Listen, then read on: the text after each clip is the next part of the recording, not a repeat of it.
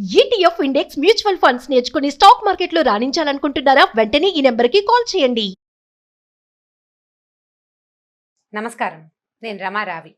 సాధారణంగా మనం రోజువారీ చిన్న చిన్న పనులు చేస్తుంటామండి.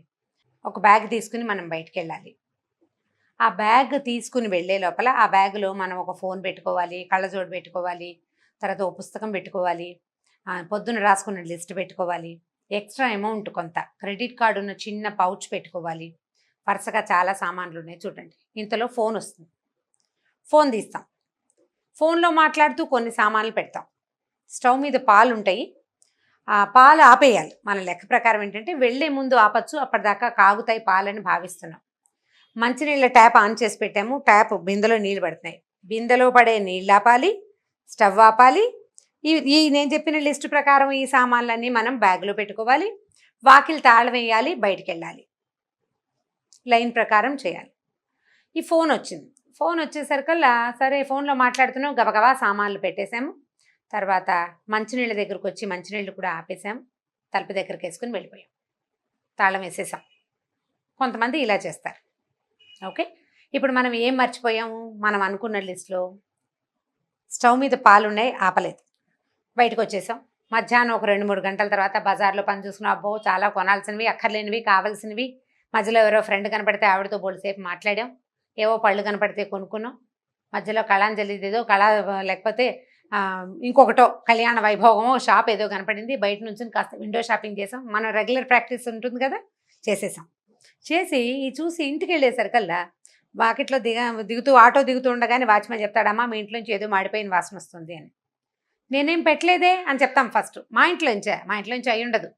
మెట్లు ఎక్కుతాం లేదా లిఫ్ట్ ఎక్కుతాం, తలుపు తీసాక మనకు అర్థమవుతుంది, అప్పుడు మనకి జ్ఞాపకం వస్తుంది స్టవ్ వదిలేసాము అని. ఈ తప్పు ఎవరిదండి? ఫోన్ చేశారు, ఎప్పుడు అంతే, బయటికి వెళ్ళేటప్పుడే ఫోన్ చేస్తారు.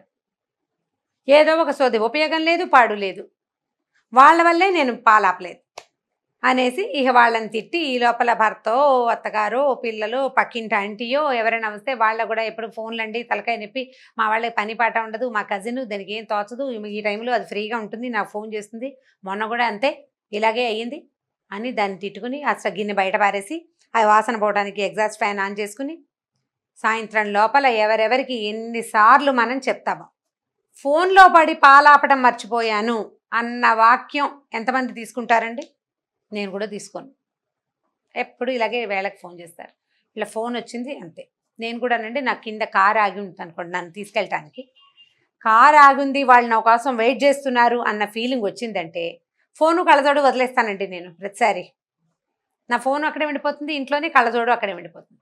కిందకు వచ్చేస్తాను, కారు ఎక్కిన పావు గంట జ్ఞాపకం వస్తుంది. చాలా దూరం వెళ్ళిపోతాం, మళ్ళీ వెనక్కి రాలేము. ఆ పూట కళ్ళజోడు ఉండదు, ఫోను ఉండదు. నేను ఇలా ఎవరైనా కింద నా కోసం వెయిట్ చేస్తుంటే నేను ఫోను కళ్ళజోడు మర్చిపోతాను అని ఆ కిందకు వచ్చి హారన్ కొడతారు, వాళ్ళతో తలకాయ నొప్పి అని అన్నాను అనుకోండి, ఎంత తప్పండి అది కదా. హుందాగా నాకు మతిమరుపు, నేను అన్నీ మర్చిపోతాను, లిస్ట్లెస్గా ప్రవర్తిస్తాను నేను అని చెప్పుకోలేం మనం. చెప్పుకోకుండా ఇతరులని దాన్ని బాధ్యులను చేస్తాం. నేను ఇక్కడ మీకు పాలిష్డ్గా 2 మంచి సంగతులు చెప్పానండి. ఇవి పాలిష్డ్ థింగ్స్. మనం చేసే ప్రతి దానికి ఇతరులని బాధ్యుల్ని చేస్తూ ఉంటాం మనం. ప్రతి పనికి ప్రతి విషయానికి బాధ్యత ఇంకొకళ్ళది, వాళ్ళ వల్లే ఇది చెడిపోయింది. మనం భార్యాభర్త కొట్టుకోగానే మా పెళ్లి చేసిన పురోహితుడి దగ్గరికి వెళ్ళిపోవటం, లేదా పెళ్లి సంబంధం తెచ్చిన మేనమావ దగ్గరికి వెళ్ళిపోవటం, మీ అమ్మ వల్లే ఇదంతా వచ్చింది, లేదా మీ చెల్లి వల్లే ఇదంతా వచ్చింది. కొట్టుకు చచ్చిన వాళ్ళిద్దరూ మీరు ఇంట్లో బాగానే ఉంటారు, సాయంత్రానికి కులాసాగా కబుర్లు చెప్పుకుంటారు టీ తాగుతూ. మధ్యలో ఆడబడుచు పురోహితుడు వాళ్ళు ఏం చేస్తారండి? వాళ్ళు ఏం చేయలేరు, మీరు తూర్పారబట్టడం ఎవరో ఒకళ్ళని. ఇలాంటి విషయాలు వింటున్న మీ పిల్లలు ఎప్పుడూ తమ తప్పుకి బాధ్యత తీసుకోరు. ఏరా కింద పడికి దెబ్బ కొట్టుకుంటాడు పిల్లాడు, ఏరా పడ్డావు, ఎందుకని పడ్డావు వెదవా అంటాం. అయ్యో పడ్డావా అనరండి సాధారణంగా. ఎందుకు పడ్డావు, ఎందుకు బయటికి వెళ్ళావు అంటే వాడెవడో నన్ను పిలిచాడు అందుకే నేను బయటికి వెళ్ళాను. ఆ పిల్లాడు ఎప్పుడు పిలుస్తాడమ్మా మా వాడిని, వీడు కింద పడిపోతాడు. పిలిచిన వాడిదే తప్పు. మనం అసలు చచ్చినా ఆ జరిగిన విషయానికి ఎవరి వల్ల జరిగిందో వాడిని బాధ్యత తీసుకోమని నేర్పించము, మనం నేర్చుకోము. మనిద్దరం కొట్టుకోవడానికి ఇక్కడ లేని వ్యక్తి వాళ్ళ మాటలు వచ్చినాయి, తర్వాత పోట్లాడుతుంది కాబట్టి వాళ్ళే కారణం. పోట్లాడుకున్న వాళ్ళిద్దరూ ససోటాలే విచిత్రంగా. ఇట్లా మన జీవితమంతా ఎవరో ఒకళ్ళని, ఇతరులని ఇక్కడ జరిగే ప్రతి సంఘటనకి బాధ్యులు చేస్తూ ఉంటాం. చేస్తాం అందరం. ఆలోచించుకుని చూడండి. నేను చెప్తుంటే నవ్వొస్తోంది, మీకు సరదాగా ఉంది, నాకు అర్థమైంది. ఎందుకంటే మా కెమెరామెన్ కూడా తెగ నవ్వొచ్చేస్తోంది, బడికి బోల్డ్ నవ్వేస్తున్నాడు అబ్బాయి. ఇలాగే నవ్వొస్తుందండి, కానీ నిజంగా మనం రోజులు 5-6 సార్లు చేస్తాం ఈ పని. ఉప్పేయటం మర్చిపోవడానికి ఫోన్ కారణం.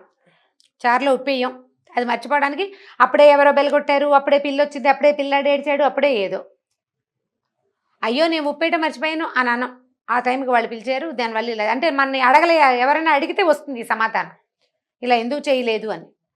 ఎప్పుడు హుందాగా ఈ తప్పు నాదే అని గనక మీరు ఒప్పుకోగలిగారా, బ్రెయిన్ భలే సక్రమంగా పనిచేస్తుందండి. మనం కారణాలు వెతకం, ఇతరులని నిందించం. ప్రతిసారి నేను చేసిన వెధవ పనికి ఇంకొకరిని కారణం చేసే ఉద్దేశం మనకి కలగదు. మనం చెయ్యకపోతే మన పిల్లలు చెయ్యరు. మన పిల్లాడికి సిగరెట్ తాగే అలవాటైతే ఆ సిగరెట్ అలవాటు నేర్పించిన వాడు దుర్మార్గుడని అనుకోకూడదు.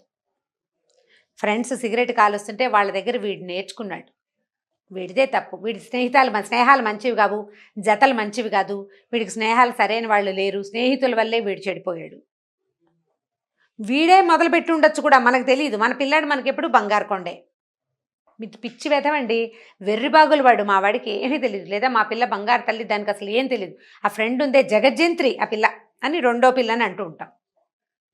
అమ్మాయి కూడా కొన్నాళ్ళు పోయాక నేనేం చేయలేదమ్మా, అదే నన్ను చేయమందమ్మా అని చెప్తుంది. ఆ తర్వాత జీవితంలో ముందుకెళ్ళినప్పుడు అంతా ఏం చేస్తుంది, ప్రతిసారి తన తప్పిదాలకి ఇతరులని బాధ్యుల్ని చేస్తుంది. మనం లైఫ్ చేంజింగ్ థింగ్స్లో, జీవితంలో సాధించవలసిన మార్పుల్లో ఇతరులని మన తప్పిదాలకి బాధ్యులని చేయకండి, చెయ్యొద్దు. మన తప్పుకి, మన జీవితంలో జరిగే పొరపాట్లకి 90% మనమే బాధ్యులుగా ఉంటామండి. ఒక్క 10% ఎవరో బలవంతంగా మన చేత అది చేయిస్తారు. దురదృష్టవశాత్తు జరుగుతాయి, అవి లేవని నేను అంటలా, లేవని నేను అన్ను. మన పిల్లల్ని ఎవరైనా తప్పుదోవ పట్టించే అవకాశం డెఫినెట్గా ఉంది, కానీ అది 100% ఉండదు, ఒక 10-20% ఉంటుంది. ఫేస్బుక్లో స్నేహాలు చేసి, ఇంటర్నెట్లో స్నేహాలు చేసి, పెద్దవాళ్లతోటి ఫ్రెండ్షిప్లు చేసి పిల్లలు వాళ్ళ వెనకాల పడి వెళ్ళిపోయి ప్రమాదాలకి గురవుతున్నారు. ఇంటర్నెట్ది తప్పు కాదు, ఆ రకమైన ప్రోవోక్ చేసి అవబడే లక్షణం పిల్లల్లో ఉండటం, పిల్లలకి అంత సమయం ఇవ్వడం, అవన్నీ మన తప్పులు కూడా ఉంటాయి. అవతల వాళ్ళు ఒకళ్ళే దుర్మార్గులు ఎవరు, మనలో కూడా కొంత మిస్టేక్ ఉంది. మన మిస్టేక్ని కరెక్ట్ చేసుకోవడానికి ట్రై చేయండి. తప్పు ఎక్కడ జరిగింది అనేటప్పుడు ఇతరుల దగ్గర కాకుండా మన దగ్గర నుంచి ప్రశ్న మొదలు పెట్టుకోండి. జీవితం అంతా ప్రశ్నలమయం చూడండి కదా. మొదట మన మీద ప్రశ్న, మనది కూడా ఏమైనా తప్పు ఉందా, నేను ఎక్కడ పిల్లని వదిలిపెట్టేశాను, నాకేం తెలియటం లేదు, నాకు ఇంటర్నెట్ సంగతులు తెలియట్లేదు, నాకు అర్థం కావటం లేదు, పిల్లలు నన్ను నా కన్ను కప్పి పిల్ల స్నేహాలు చేస్తుంది, పిల్లని కూర్చోబెట్టి మంచి చెడు చెప్పండి, కేకలేసి జీవితం పాడైపోతుంది, అలా కాదు. దీనివల్ల ఏం జరుగుతుంది, ఇలా వస్తే ఏమి ఇబ్బందులు వస్తాయి, దానివల్ల ఎట్లా జరుగుతుంది అనేది తిట్లు, అరుపులు, కేకలేయటాలు, 2 చెంపకాయలు కొట్టటాలు కాకుండా నిదానంగా అర్థమయ్యేలాగా చెప్పండి. వీలైతే ఎవరి జీవితాన్నైనా ఉదాహరణగా చూపించండి. ఇప్పుడు తమ తప్పులకి ఇతరులని బాధ్యులను చేయకుండా నేనే ఈ పొరపాటు చేశాను అని పిల్లలు చెప్పగలగాలండి.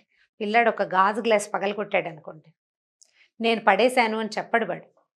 అలా అమ్మ నేనే చేజారి పడిపోయిందమ్మా అని చెప్పితే అప్పుడు మీరు కేకలేయకుండా ఉన్నారనుకోండి, అన్నీ ఎందుకు ముట్టుకుంటావు, గాజు వస్తువులు ముట్టుకుని పగలగొట్టేస్తావు, అలా అనద్దు. వాడికి నిజం చెప్పే ధైర్యాన్ని అలవర్చండి. అంటే మీరు అలవర్చుకోండి, నిజం చెప్పే ధైర్యం, తప్పుని ఒప్పుకునే ధైర్యాన్ని అలవర్చుకోండి. అది పిల్లలకి నేర్పించండి. వాడు చెప్పడు, పిల్లలు ఎందుకు నిజం చెప్పారంటే నిజం చెప్తే మీరు ఎలా రియాక్ట్ అవుతారో వాళ్ళకి తెలుసు, అందుకని చెప్పరు వాళ్ళు. మీరు రియాక్షన్స్ తగ్గించుకోండి. మా నమ్మలు కూడా రియాక్షన్స్ తగ్గించుంటే మనం ఈ తప్పిదాలు మా పక్క వాళ్ళ మీదకి తోసేసే ప్రయత్నం చేసేవాళ్ళం కాదు. ఇప్పుడు మనకు అర్థమవుతోంది మనకేం సమస్య ఉంది అని. ఎంతసేపు జరిగిన వాటన్నిటికీ ఎవరో ఒకళ్ళని బాధ్యుల్ని పిల్లి ఎదురొచ్చింది, పిల్లి శకునం, ఈ ఇంటి వాస్తు బాగుండలేదు, పరీక్షలో మార్కులు ఎందుకు రాలేదు అనగానే మా ఇంటి వాస్తు బాగుండలేదండి, అందుకే మా పిల్లాడికి మార్కులు తక్కువ వచ్చినాయి, మా ఇంట్లో టేబుల్ లేదు, మా ఇంట్లో లైట్ లేదు, కరెంట్ పోయింది, పక్కనే మా దేవాలయంలోనో ఇంకో దాంట్లోనో ఏవో సౌండ్లు వచ్చేసినాయి పరీక్ష రోజున. పరీక్ష రోజున సౌండ్లు వస్తే ముందు అన్ని రోజులు వాడు ఏం గాడిదలు కాసినట్టు కదా, అవునా కాదా? మనం అది ఆలోచించాలి కదా. కాబట్టి తప్పిదాలకి వేరే వాళ్ళని వేరే ఏ విషయాన్ని బాధ్యులను చేయొద్దు. తప్పులు జరగకుండా చూడండి. తప్పుని ఒప్పుకునే ధైర్యాన్ని పిల్లలకి అలవర్చండి. మీరు కూడా అలవర్చుకోండి. మన తప్పులకి మనమే బాధ్యత వహించటము అత్యంత హుందా అయిన వ్యవహారం అని అర్థం చేసుకోండి. ఈ వీడియో కనుక మీకు నచ్చినట్లయితే లైక్ చేయండి, షేర్ చేయండి. మరిన్ని వీడియోస్ కోసం మా ఛానల్ని సబ్స్క్రైబ్ చేయండి. సుమన్ టీవీలో మీ పర్సనల్ అండ్ బిజినెస్ ప్రమోషన్స్ కోసం కింది నెంబర్కి కాంటాక్ట్ చేయండి.